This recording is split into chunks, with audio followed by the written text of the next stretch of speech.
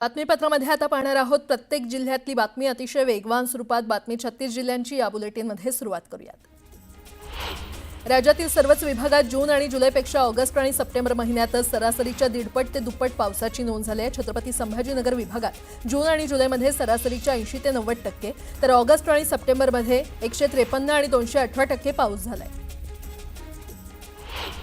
वर्षभराची पाण्याची गरज भागवण्यासाठी आवश्यक असलेला पाणीसाठा यंदा मुबलक प्रमाणात जमा झालेला आहे। मुंबईला पाणी पुरवणाऱ्या 7 तलावांमध्ये 98.70% पाणीसाठा उपलब्ध आहे। हा साठा 359 दिवसांसाठी पुरेसा असून मुंबईकरांना पाणी कपातीशिवाय वर्षभर पुरवठा शक्य होणार आहे। राज्यात झालेल्या अतिवृष्टीमुळे भाजीपाल्याची आवक घटली आणि त्यामुळे किरकोळ बाजारात मटार 200 ते 220 आणि गवार 180 ते 200 रुपये किलो दराने विकली जात आहेत। पालक जोडीचा भाव हा 60 रुपये तर मेथी 50 रुपये झाली आहे। विजयादशमीच्या मुहूर्तावर नवीन लाल कांदा खरेदी विक्रीच्या परंपरेप्रमाणे कृषी बाजार समितीमध्ये नवीन लाल कांदा लिलावाचा शुभारंभ करण्यात आला। नवीन लाल कांद्याला 5555 रुपयांचा दर मिळाला आहे। जगभरात अनेक देशात सुरू असलेलं युद्ध, ट्रम्प टॅरिफ आणि अमेरिकेमध्ये सरकारी कामकाज ठप्प झाल्याचा फटका म्हणून कच्च्या तेलाच्या दरात मोठी घट झालेली आहे। सध्या ते प्रति बॅरल $64वर आलेलं आहे। हे दर 16 आठवड्यांच्या निच्चांकी पातळीवर गेले, त्यामुळे आता पेट्रोल आणि डिझेलचे दरही कमी होण्याची शक्यता आहे। आंतरराष्ट्रीय स्थितीमुळे सोन्याचा भाव तेजीत असतानाही दसऱ्याच्या मुहूर्तावर सोनं खरेदीकडे ग्राहकांचा कल दिसून आला। सकाळी खरेदीमध्ये फारसा उत्साह नव्हता, मात्र दुपारनंतर सराफा बाजारात खरेदीची रेलचेल दिसून आली। मुंबई महानगरपालिका सार्वत्रिक निवडणुकीसाठी प्रभाग आरक्षण होणार नसल्याची चर्चा रंगली असली तरी नोव्हेंबरमध्ये प्रभाग आरक्षण काढण्याची जय्यत तयारी सुरू आहे आणि त्यामुळे पुन्हा नगरसेवक बनण्याचं स्वप्न पाहणाऱ्या माजी नगरसेवकांचा जीव टांगणीला लागलाय।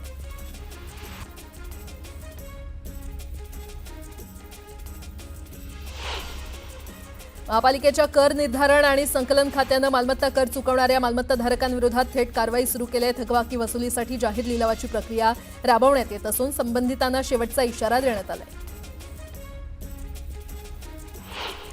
मुंबई शहर आणि उपनगरात रस्त्यांच्या कामासह अन्य कामासाठी 1 ऑक्टोबरपासून खोदण्यास परवानगी देण्यात येते, पण यावेळी पाऊस येऊन ऑक्टोबर उजाडल्यामुळे रस्ते खोदकामाची परवानगी लांबणार असल्याचं सांगण्यात येत आहे। दरम्यान परवानगी देण्यासाठी पाऊस जाण्याची प्रतीक्षा असल्याचं पालिकेकडून सांगण्यात येत आहे।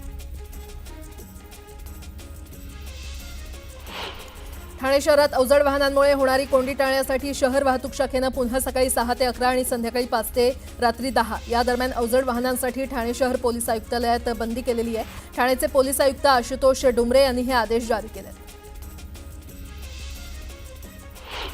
LSGD आणि LGS हे प्रशासकीय अभ्यासक्रम पूर्ण करणाऱ्या महापालिकेतील लिपिकीय आणि निरीक्षकीय संवर्गातील कर्मचाऱ्यांची वेतनवाढ बंद करण्यात आली असून या निर्णयामुळे कर्मचाऱ्यांमध्ये संतापाची लाट उसळलेली आहे। महापालिका प्रशासनानं हा बेकायदेशीर निर्णय रद्द करावा, तसंच जुनी पेन्शन योजना तात्काळ लागू करावी। या मागणीसाठी येत्या 8 ऑक्टोबर रोजी महापालिका मुख्यालयावर मोर्चा काढण्याचा निर्णय कर्मचाऱ्यांनी घेतलाय।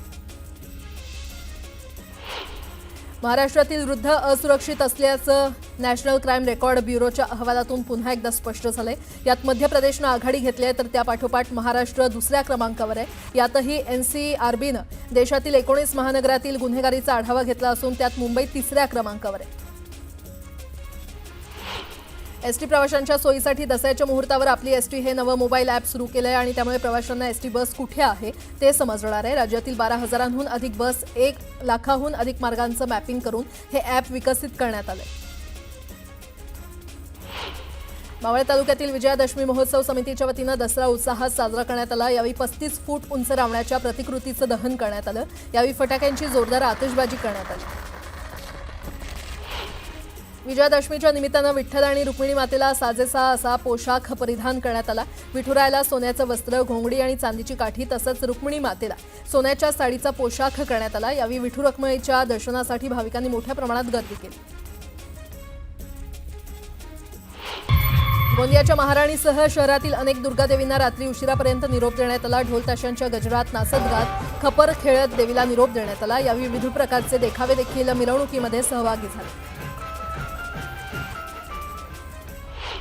मालेगाव शहरात विजयादशमी महोत्सव समिती आणि रावण दहन समितीच्या वतीनं 100 फुटी रावणाचं दहन करण्यात आलं।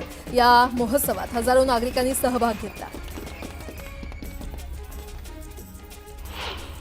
दसऱ्याच्या निमित्तानं सांगलीच्या विटामध्ये पालखी शर्यतीचा सोहळा पार पडला. अत्यंत चुरशीच्या आणि थरारक शर्यतीमध्ये मूळ स्थानाच्या पालखीनं प्रथम क्रमांक पटकावला. 150 वर्षांची प्रदीर्घ परंपरा असणारी ऐतिहासिक पालखी शर्यत सोहळा पाहण्यासाठी देशभरातून लाखो भाविक उपस्थित होते.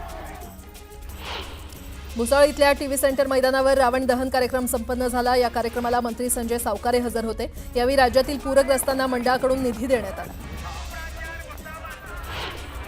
दसऱ्यानिमित्त ट्रॅक्टर धुण्यासाठी गेलेल्या चौघांचा पाण्यामध्ये बुडून मृत्यू झाला. पाणी जास्तच खोल असल्यामुळे चौघेही पाण्यात बुडाले. या घटनेनं छत्रपती संभाजीनगर जिल्ह्यात हळहळ व्यक्त होते. जुन्या वादातून 2 गटात झालेल्या हाणामारीमध्ये एका व्यक्तीची हत्या करण्यात आली आहे. या प्रकरणी पोलिसांनी 2 सख्ख्या भावांसह 3घांना अटक केली. गॅस व्यवसायाच्या जुन्या वादातून ही हत्या झाल्याची माहिती आहे. सांगलीमध्ये एका बंगल्यामध्ये धाडसी दरोड्याचा प्रयत्न झाला. भर वस्तीत रिव्हॉल्व्हरचा धाक दाखवत लुटण्याचा प्रयत्न करण्यात आला. आरडाओरडा झाल्यानं चोरट्यांनी पळ काढला. मात्र नागरिकांनी थरारक पाठलाग करत चोरट्यांना पकडून बेदम चोप देत पोलिसांच्या स्वाधीन केलं. आता एक मोठी बातमी. मराठवाड्यामध्ये झालेल्या अतिवृष्टीमुळे शेतकऱ्यांचं मोठं नुकसान झालेलं आहे. शेती पूर्णपणे पाण्याखाली गेल्यानं होत्याचं नव्हतं झालंय. मात्र तरीही काही ठिकाणी बँकांनी शेतकऱ्यांना नोटिसा पाठवल्याचा प्रकार समोर आला होता. यावरूनच अजित पवार यांनी सरकार शेतकऱ्यांच्या पाठीशी असल्याचं म्हणत आधार दिलाय. शेतकऱ्यांनी खचून जाऊ नये, नाउमेद होऊ नका. कर्जवसुलीच्या नोटिसा तुम्हाला कुणीही पाठवणार नाही. आपल्याला यातून मार्ग काढावा लागणार आहे, असंही ते यापुढे बोलताना म्हटले. ज्या ज्या जिल्ह्यामध्ये माझ्या शेतकऱ्याचं नुकसान झालेलं आहे, मी तुम्हाला आव्हान करतो, या निमित्तानं विजयाच्या दशमीच्या शुभमुहूर्तावर माझ्या शेतकऱ्यांना आव्हान करतो, बाबांनो, तुम्ही नाउमेद होऊ नका, तुम्ही खचू नका. तुम्ही काढलेल्या कर्जाचा ताबडतोब मी तुम्हाला वसुली करण्याच्या करता नोटिसा पाठवणार नाही. आम्ही बँकांना सांगितलेलं आहे. शेतकऱ्यांनी प्रयत्न केला, निसर्गाने त्याचं सगळं धुवून वाहून गेलेलं आहे. त्याच्यामुळं आपल्याला त्याच्यातनं मार्ग काढावा लागणार आहे. भिवंडी परिसरातील 218 अनधिकृत बांधकामं जमीनदोस्त करण्यासाठी MMRDA प्रशासनानं जोरदार तयारी सुरू केली आहे. या कारवाईसाठी प्रशासनानं पोलीस संरक्षणाचीही मागणी केली आहे. आतापर्यंत MMRDAनं 65 अनधिकृत बांधकामं नियमित देखील केली आहेत. अनधिकृत बांधकामांवरील कारवाईला प्राधिकरणाच्या बैठकीत मान्यता देण्यात आल्यानं बांधकामधारकांची पळापळ उडाली आहे. 3.5 मुहूर्तांपैकी एक असलेल्या दसऱ्याच्या मुहूर्तावर मुंबईतील ग्राहकांनी इलेक्ट्रॉनिक वस्तूंची जोरदार खरेदी केल्याचं पाहायला मिळालं. यंदा केंद्र सरकारनं इलेक्ट्रॉनिक वस्तूंवरील GST 28 वरून 18% कपात केली आहे आणि त्यामुळे दर कमी झाल्यानं ग्राहकांना TV, AC, oven, fridge, washing machine इत्यादींची मोठ्या प्रमाणात त्यांनी खरेदी केली. दादर फुलांच्या बाजारात दसऱ्यानिमित्त 2 दिवसात सुमारे 70 ते 80 हजार किलो फुलांची विक्री झाली आहे. दसऱ्याच्या आदल्या दिवशी अपेक्षेप्रमाणे बाजारात उत्साह होता. 2 दिवसात जवळपास 25 ते 30 कोटींची उलाढाल झाली असावी असा अंदाज व्यापाऱ्यांनी व्यक्त केला. यंदा मुंबईत सप्टेंबरमध्ये पावसाचा जोर कायम असल्यानं कीटकजन्य आजाराच्या रुग्णांमध्ये लक्षणीय वाढ झालेली आहे. महापालिकेच्या आरोग्य खात्यानं दिलेल्या माहितीनुसार सप्टेंबरमध्ये मलेरियाचे 1411 तर डेंग्यूचे 1384 रुग्ण नोंदवले गेले. सोन्याचे दर गगनाला भिडले असताना दसऱ्याला गुंजभर का होईना सोनं खरेदी करण्याची परंपरा सुरू ठेवत विजयादशमीच्या मुहूर्तावर मुंबई सराफा बाजारात विक्रमी सोनं विक्री नोंदवली गेलेली आहे. दिवसभरात मुंबईत किमान 100 टन सोनं खरेदी झाली आहे. गेल्या वर्षीच्या तुलनेत 20 टन जास्त सोन्याची विक्री झाली आहे. बेस्टच्या सेवेतून निवृत्त झालेल्या 4500हून अधिक कर्मचाऱ्यांची ग्रॅच्युटी, वेतन पुनर्रचनेची थकबाकी तसंच इतर अंतिम देयकं रखडलेली आहेत.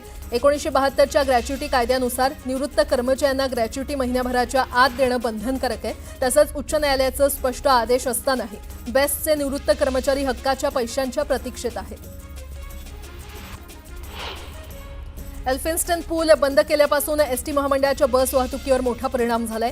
परळ एसटी आगारातून राज्याच्या ग्रामीण भागात ये जा करणाऱ्या 180हून अधिक बसचं वेळापत्रक कोलमडलेलं आहे. त्यामुळे एसटी प्रशासनाला इंधन आणि वेळ अशा दोन्ही टप्प्यांवर मनस्ताप सहन करावा लागतोय. जुन्नर तालुक्यातील पिंपळवंडी गावाच्या काकडपट्टा इथे घरासमोर बांधलेल्या मेंढीवर बिबट्यानं दिवसाढवळ्या हल्ला केला.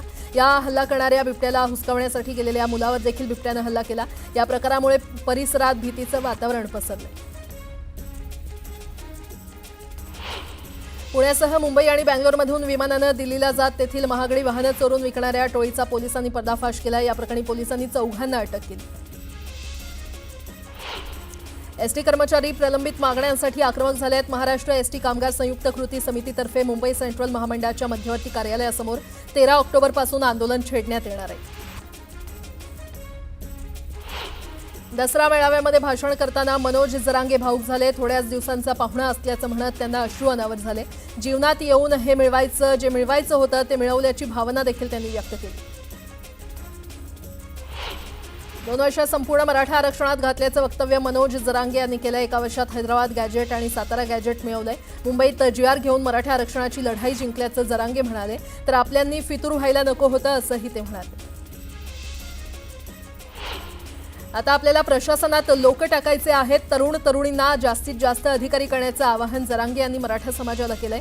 तर बोगस आरक्षण घेतलेली लोक प्रशासनात असल्याचा आरोपही त्यांनी केलाय। आमचं गुलामीचं गॅजेट मग इंग्रज तुमच्या घरात राहत होते का असं म्हणत जरांगे यांनी नाव न घेता पंकजा मुंडेंवर टीका केली आहे। भुजबळ बावचाळलेले आहेत, म्हशीसारखं पाण्यात बांधायचं असं जरांगेंनी म्हटलंय। तर यापुढे कुणीही ओबीसींना दोष द्यायचा नाही असं आवाहन देखील त्यांनी मराठा समाजाला केलंय। काही जणांना आता ओबीसीतून आरक्षण हवंय। ओबीसींचं आरक्षण काढून दुसऱ्याला देऊ नका, या ताटातलं त्या ताटात देऊ नका असं धनंजय मुंडे म्हटले। 250 दिवस माझ्या बहिणीनं मला आधार दिला, संकट काळात मला एकटं सोडलं नाही असं धनंजय मुंडे म्हणाले। मला क्लीन चिट मिळूनही मी आज शिक्षा भोगतोय असंही ते म्हणाले। शिवसेना उबाठा पक्षाचे खासदार अनिल देसाई यांनी शिवसेनेसह राहुल शेवाळेंवर निशाणा साधलाय। शिंदेंच्या शिवसेनेनं आधी आझाद मैदानात मेळावा ठेवला होता, मात्र आता त्यांनी बंदिस्त ठिकाणी मेळावा ठेवलाय। त्यामुळे कोणाचे विचार बंदिस्त झालेत हे आता दिसून आलं अशा शब्दात अनिल देसाई यांनी टीका केली आहे। शिव्या देण्याची संस्कृती कुणाची आहे हे देखील लोकांना चांगलंच माहिती आहे असंही अनिल देसाई म्हटले। बाळासाहेबांच्या चरणानं पावन झालेली शिवतीर्थावरील भूमी आहे अशी भावना खासदार अरविंद सावंत यांनी व्यक्त केली। यावेळी बोलताना त्यांनी सरकारवर जोरदार टीका केली आहे। शेतकरी उद्ध्वस्त होत असताना सरकार मात्र असंवेदनशील आहे। शेतकऱ्यांना न मागता न्याय देणारं उद्धव ठाकरेंचं सरकार होतं, आता मात्र 50 खोके वाटायला यांच्याकडे पैसे आहेत, मात्र शेतकऱ्यांना नुकसान भरपाई देण्यासाठी सरकारकडे पैसे नाहीत अशी खोचक टीका अरविंद सावंत यांनी केली। राजन तेलींनी शिंदेंच्या शिवसेनेमध्ये पक्षप्रवेश केलाय। उपमुख्यमंत्री एकनाथ शिंदेंच्या उपस्थितीमध्ये त्यांनी दसरा मेळाव्यामध्ये पक्षप्रवेश केला। यामुळे ठाकरेंच्या शिवसेनेला सिंधुदुर्गमध्ये मोठा धक्का बसलाय।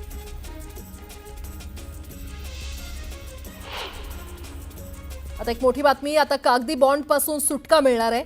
महसूल मंत्री चंद्रशेखर बावनकुळे यांनी महत्त्वाचा निर्णय घेतलेला आहे। आजपासून महाराष्ट्रात इलेक्ट्रॉनिक बॉन्डची सुरुवात करणार आहे।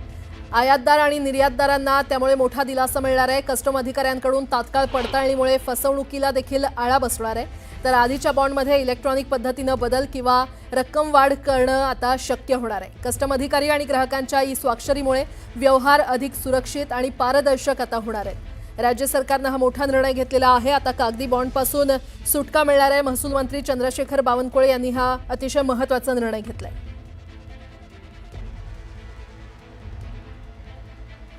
आजपासून महाराष्ट्रात इलेक्ट्रॉनिक बॉन्डची सुरुवात करण्यात येणार आहे।